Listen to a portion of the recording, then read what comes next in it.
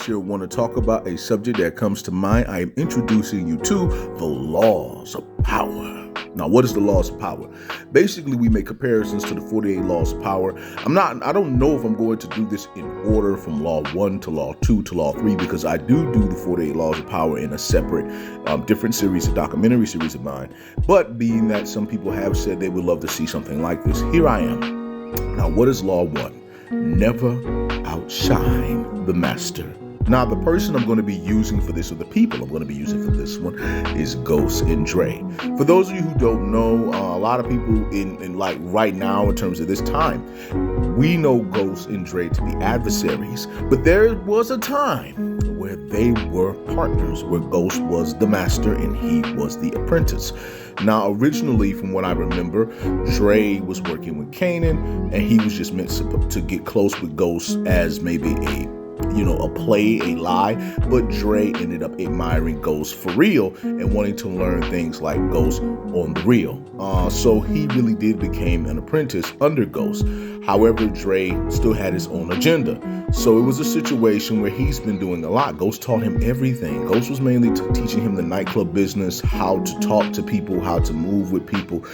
Ghost was doing everything that, what a master does. Dre already comes from the street life, so he knew Dre already knew the streets. However, there was still some stuff he was teaching him about that.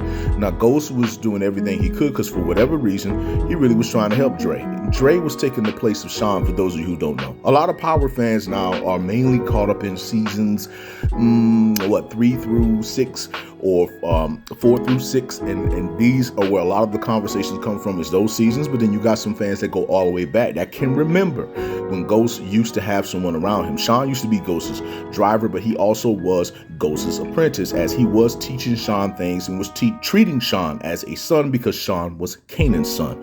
When Sean ended up no longer being Ghost's apprentice, where he pretty much was trying to shoot Ghost because Kanan wanted him to, but Ghost stopped that from happening, it was Dre who took Sean's place. So when it comes down to it, Ghost was showing him everything he needs to know. However, Dre didn't betray Ghost for Kanan. He didn't betray him for like anyone. He betrayed him for his own agenda. And Dre tried to, have takeovers with the club. He was trying to have all kind of takeovers, challenging them on the streets with their operations, because the first person Dre took out was Julio. And that's one person that they should have never took out. I wonder how things would have played out had Julio stayed around, because he was the balance between Ghost and Tommy. A lot of people don't give Julio the credit he deserves, but he really was number 3, and he was the balance between Ghost and Tommy. So when it comes down to it, no one really could hold that down like Julio could. But Dre wanted that position because Julio had that position of power. He was the number 3, and Dre wanted to be number 3, as he was being treated like the number 4. So when it comes down to it, he took out Julio, and then he started turning on Ghost, not just in terms of business, but in terms of the streets as well. And he was doing everything he could to outshine the master, even with Tate, teaming up with Tate to some degree. So what did Ghost do? Well, Ghost outsmarted him every maneuver. Dre couldn't handle a lot of stuff like the cartel, the Menendez cartel. He couldn't really handle many people. He tried. The thing was Ghost taught Dre a lot, but he didn't taught him everything he know, because Dre eventually betrayed Ghost. And before he was ever taught anything else from Ghost, he betrayed him. So he made his move,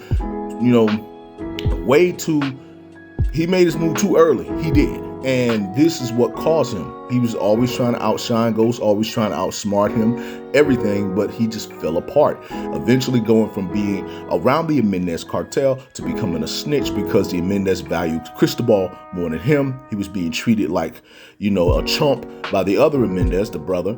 And he was just going through so much. His friends were not respecting him anymore. The people that were around him, because they couldn't trust him. He was showing himself to be a person nobody could trust.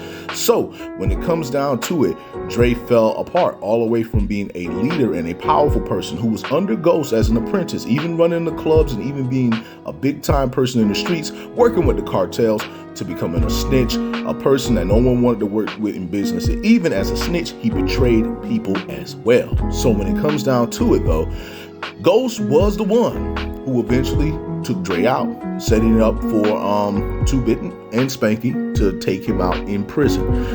And that's pretty much what Dre did. He fell so hard to the point he even ended up in prison. Still promising information, but still not enough. So that's pretty much what happens when it comes down to trade. You do not outshine the master. But I just want to say to all of you that it is your boy, Bobby Beast here. I just want to say much love, much respect. Let me know if you like the laws of power. And I just want to tell you, hold it down and one. Quote King. When you have to prepare for war, when it's already started, you've already lost. We are not in a time of peace. We are in a time of coming war and rumors of war.